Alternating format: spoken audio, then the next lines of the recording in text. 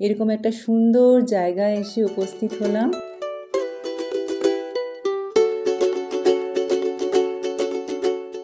Carrick nano nature park আমাদের দেখা হয়ে গেল। আমরা এবার এগিয়ে চললাম নালদেহরার দিকে। তালাই টেম্পল আর নেচার পার্ক এতটাই শান্ত জায়গা যে শুধুমাত্র পাখির আওয়াজ ছাড়া আর কিছুই শোনা যাবে না।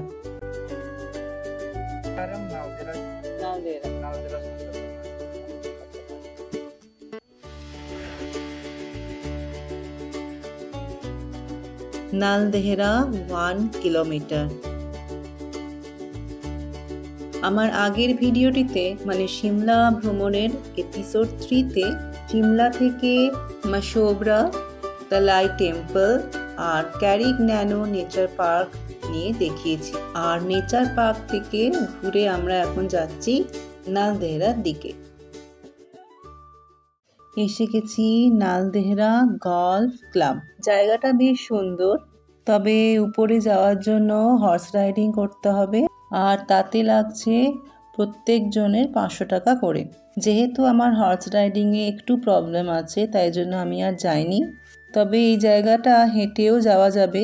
হেঁটে গেলে এন্ট্রি ফি লাগবে 20 টাকা।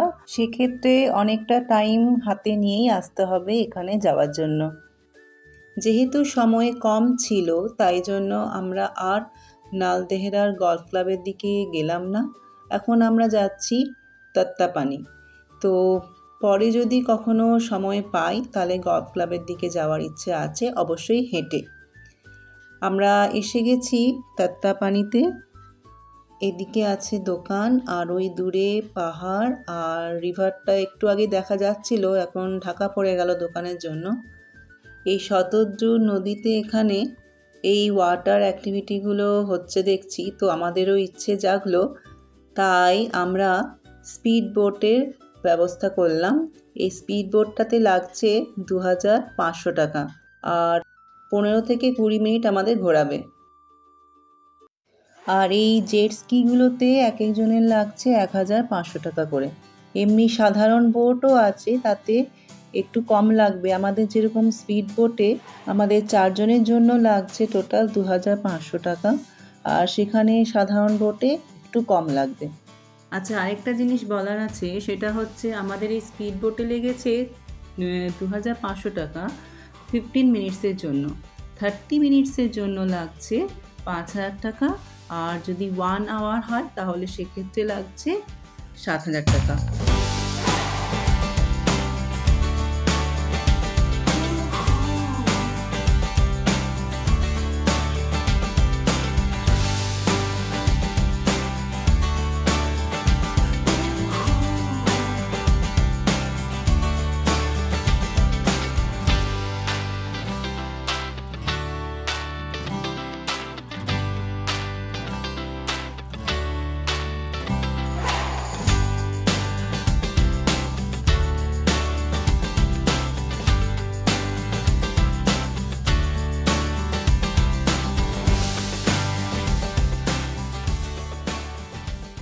এরকম একটা সুন্দর জায়গায় এসে উপস্থিত হলাম। বোট এখানে খানিকক্ষণের জন্য থেমে আছে, তাই কিছু ফটোও তোলা হলো।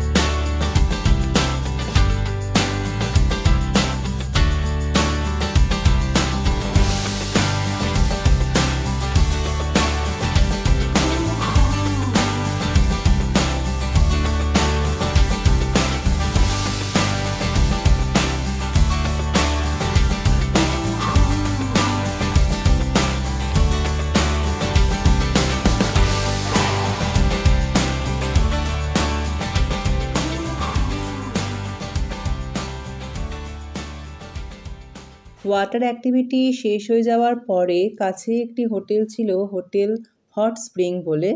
তো সেখানেই লাঞ্চটা সেরে নিলাম। দুটো ধোসা নেওয়া হয়েছে, তো এক একটি ধোসা হচ্ছে 398 টাকা করে, তবে বেশ বড়, মানে একটা ধোসা দুজনে খাওয়া যাবে। আর নেওয়া হয়েছে গার্লিক নুডলস, যা 250 টাকা দাম। এখানে একটা ছোট্ট ঝর্ণার মতো আছে, তাত্তাপানি যাওয়ার সময় দেখতে পেয়েছিলাম, তখন আর দাঁড়ানো হয়নি। এখন সিমলা ফেরত যাওয়ার সময় এখানে একটু দাঁড়িয়ে গেলাম, বেশ ভালো লাগছে জায়গাটা। তাত্তাপানিতে একটু গরম লাগছিল এখন যেহেতু অক্টোবর মাস, তবে এখানে একটু বেশ ঠান্ডা লাগছে। এখন ফিরে চললাম সিমলার দিকে।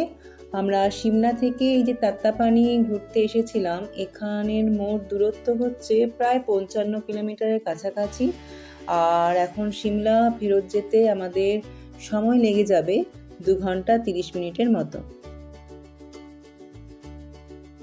ধালনি টানেল পর্যন্ত খুব সুন্দর এসেছিলাম, দিয়ে এখানে এখন গাড়ি দাঁড়িয়ে আছে। ঠিক আছে, কোনো ব্যাপার না, পৌঁছে যাব। তো আবার দেখা হচ্ছে কালকে নতুন একটা ভিডিওতে।